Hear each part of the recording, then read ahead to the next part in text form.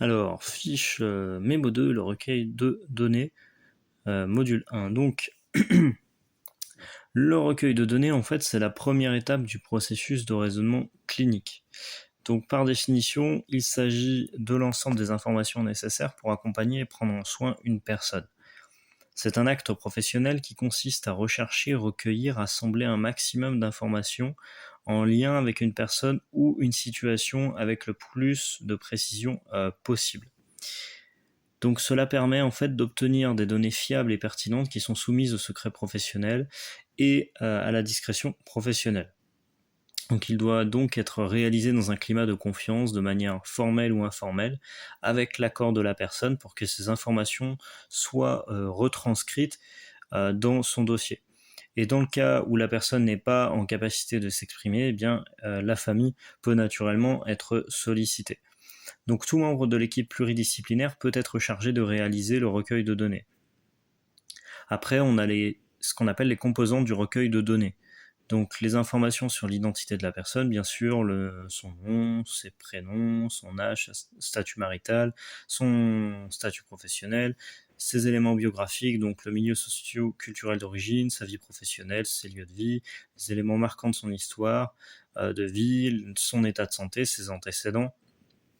Ensuite, les renseignements sur l'entourage social et familial, les prénoms des personnes proches ou qui ont compté, les deuils, les goûts et centres d'intérêt antérieurs et actuels, les informations sur les croyances et pratiques religieuses, habitudes de vie comme alimentaires, esthétiques, les rythmes de journée. Ensuite, nous avons les données administratives et médicales qui sont souvent recueillies au moment de la préadmission de la personne dans l'établissement par le médecin coordonnateur. Les autres informations sont recueillies par un référent, donc psychologue, aide-soignant, infirmier, parfois animateur, au cours d'un entretien dans les premières semaines suivant l'arrivée de la personne dans l'établissement. Les techniques et outils de recueil de données sont les suivants. Donc, ce que vous allez faire en tant que soignant, vous faites peut-être déjà en stage, l'observation. Tout d'abord, la grille d'observation, elle consiste en fait à définir certains critères d'observation du comportement de la personne, apprécier chacun d'entre eux durant la situation d'observation.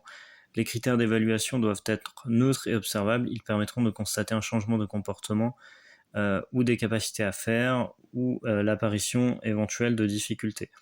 Le questionnaire qui permet de recueillir des informations sur un sujet ou une problématique définie à l'aide de questions plus ou moins précises. Donc sexe, tranche d'âge, goût, préférence, informations administratives sur l'état de santé. Le professionnel, en fait, il prépare son questionnaire en veillant à la pertinence de ses questions au regard de la problématique, la cohérence dans la chronologie des questions, la forme des questions choisies en fonction des données recherchées. Elles peuvent être des questions fermées, donc le choix de réponse en fait est limité, oui ou non, ou questions à choix multiples, ou des questions ouvertes, le choix de la réponse est libre. L'entretien, c'est une conversation plus ou moins guidée dirigée par le professionnel sur l'objet de l'étude qui permet de recueillir des informations plus complexes sur le sens des mots, les représentations de la personne, ses habitudes de vie, ses souhaits, ses attentes.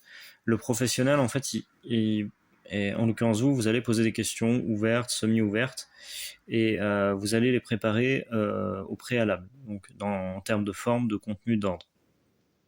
Donc plus ou moins guidé, on distingue plusieurs types d'entretien.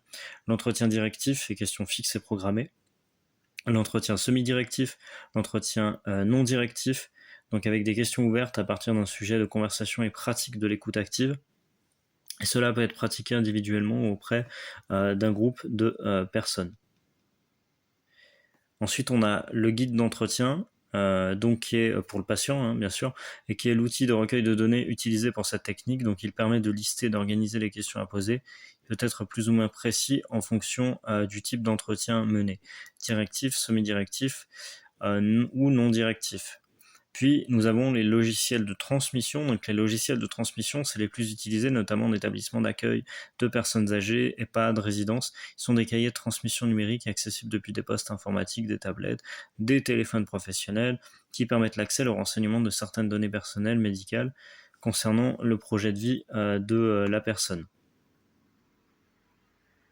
Et nous en avons terminé avec la fiche Mémo 2 du module 1.